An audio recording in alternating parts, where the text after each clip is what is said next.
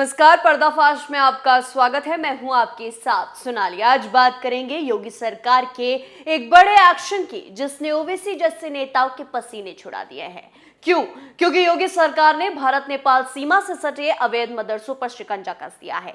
कहां से हो रही है इनकी फंडिंग, आखिर कौन चला रहा है इन मदरसों को, इसी की जानकारी निकालने के लिए अब योगी सरकार ने जांच शुरू कर दी है। और जैसे ही बाहर से फंडिंग के सबूत मिलेंगे, इनके खिलाफ कड़ा एक्शन लेते हुए इन 1500 से ज्यादा मदरसों पर चलेगा बाबा का बुलडोजर। तो आज पर्दाफाश करेंगे इन अवैध मदरसों का। तो चलिए शुरू करते हैं। उत्तर प्रदेश की योगी सरकार ने भारत नेपाल सीमा क्षेत्र में 1500 से ज्यादा गैर मान्यता प्राप्त मदरसों को मिलने वाले पैसे के स्रोत को ट्रैक करने की कामयाबी शुरू कर दी है। इसके तहत मदरसों में पढ़ने वाले छात्रों की संख्या की भी जानकारी जुटाई जाएगी। उत्तर प्रदेश मदरसा शिक्षा बोर्ड के रजिस्ट्रार जगमोहन सिंह ने 31 जनवरी 2023 को इस संबंध में जिला अल्पसंख्यक कल्याण अधिकारी को लेटर लिखा था। जगमोहन सिंह ने स्टूडेंट्स की संख्या के साथ साथ सीमाओं पर संचालित हो रहे मदरसों के आय के रिकॉर्ड की जानकारी उपलब्ध कराने के निर्देश दिए थे। पहली श्रेणी में 100 से 200 स्टूडेंट्स वाले मदरसे शामिल हैं। दूसरी श्रेणी में 200 से 500 छात्रों वाले मदरसे शामिल हैं। अंतिम श्रेणी में 500 से ज्यादा छात्रों वाले मदरसे शामिल हैं। गोरखपुर में अल्पसंख्यक कल्याण अधिकारी आशुतोष पांडे ने बताया कि इस संबंध में एक लेटर मिला और इस कामयाबी का लक्ष्य मदरसा बोर्ड की वेबसाइट के रिकॉर्ड को अपडेट करना है। और 1500 से ज्यादा मदरसों का कोई ट्रैक ही नहीं, यानी ये मदरसे अवैध है, रजिस्टर्ड नहीं है और इनको कहीं ना कहीं से बाहर से फंड मिलता है। इसी की जानकारी सरकार जुटा रही है और सबूत मिलते ही इन पर बड़ा एक्शन होने वाला है। ये गैर मान्यता प्राप्त मदरसे बलरामपुर, श्रावस्ती, महाराजगंज, सिद्धार्थनगर, बहराइच और लखीमपुर खीरी जिलों में स्थित है। आपको बता दें, पिछले साल सितंबर अक्टूबर में राज्य सरकार ने प्रदेश में चल रहे गैर मान्यता प्राप्त मदरसों की जानकारी जुटाने के लिए सर्वे किया था। 46 दिनों तक चले सर्वे में कई पहलुओं के बीच इन मदरसों को मिलने वाले फंड की जानकारी जुटाई गई। इनमें से अधिकांश मदरसे कोलकाता, चेन्नई, मुंबई, दिल्ली और हैदराबाद से ज़कात प्राप्त करने का दावा किया था, लेकिन इन मदरसों में पैसे पहुंचाने का कोई रिकॉर्ड नहीं था। पिछले साल अक्टूबर में राज्य सरकार के एक सर्वे में ये बात सामने आई थी कि राज्य में 7500 से ज्यादा गैर मान्यता प्राप्त मदरसे हैं। उत्तर प्रदेश सरकार ने 1 सितंबर 2022 को घोषणा की थी कि वो राज्य के गैर मान्यता प्राप्त मदरसों का सर्वे करेगी, ताकि शिक्षकों और छात्रों के विवरण, पाठ्यक्रम और किसी गैर सरकारी संगठन के साथ इनकी संबद्धता जैसी जानकारी का पता लगाया जा सके। लेकिन इस पर राजनीति गहरा गई थी और सर्वे और अवैध मदरसों पर योगी के शिकंजे से ओवैसी जैसे नेता अभी तक बिलबिलाए हुए हैं।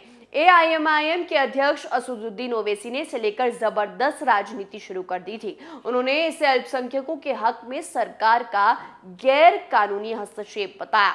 ओवैसी के अनुसार मदरसे संविधान के अनुच्छेद 30 के अंतर्गत चलते हैं, जिनका सर्वे कराने का आदेश उत्तर प्रदेश सरकार ने आखिर क्यों दिया।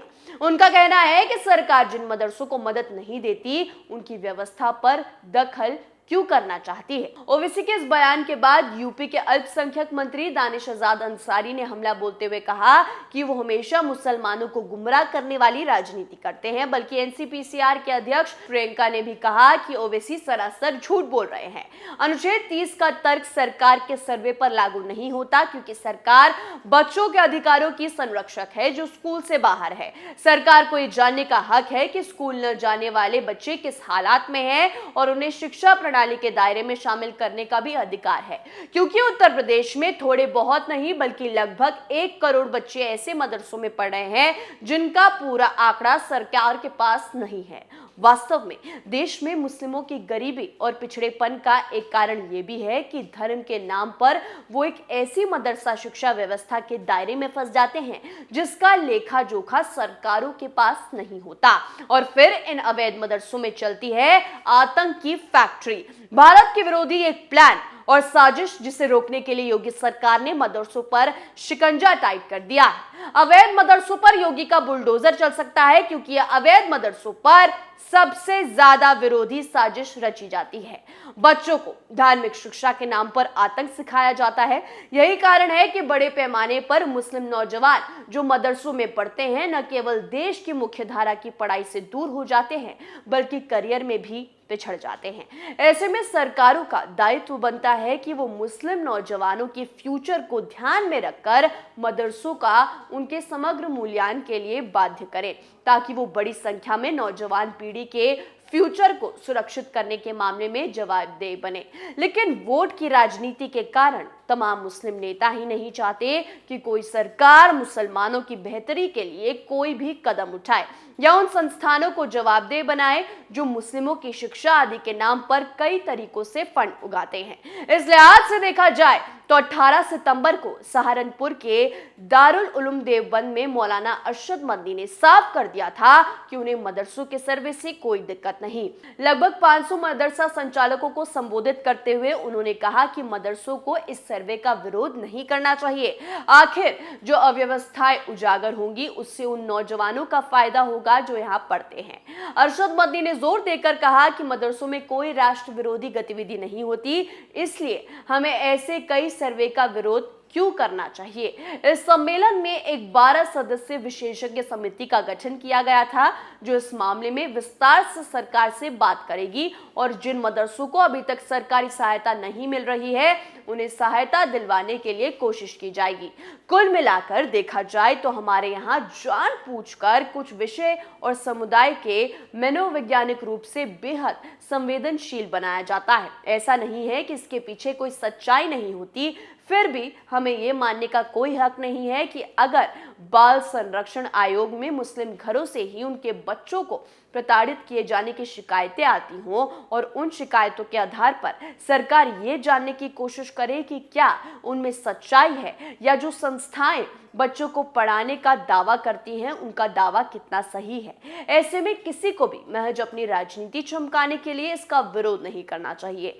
होना तो ये चाहिए कि उत्तर प्रदेश ही क्यों, देश के मदरसों का सर्वे किया जाना चाहिए, देश के हर मदरसे का सर्वे कराया जाना चाहिए ताकि वास्तविक तस्वीर सामने आ सके। लेकिन राजनीति चमकाने के लिए लोग क्या क्या नहीं कर रहे। खैर, अब एक बात तो साफ है, भारत नेपाल सीमा पर सटे ये अवैध मदरसों का पर्दाफाश होने वाला है। जांच शुरू हो चुकी है और जल्द इनके अंदर चलने वाली आतंकी फैक्ट्री का पर्दाफाश हो जाएगा। और क्यों आखिर सच में मदरसों के सर्वे की जरूरत थी ये भी साफ हो जाएगा, क्योंकि जिस सर्वे से ये लोग डर रहे हैं कहीं वो डर ये तो नहीं कि इन लोगों के चिट्ठे खुल जाएंगे, आतंक को पढ़ाने वाले स्कूलों का पर्दाफाश हो जाएगा। पर्दाफाश में आज के लिए इतना ही। देखते रहिए कैपिटल टीवी उत्तर प्रदेश। नमस्कार।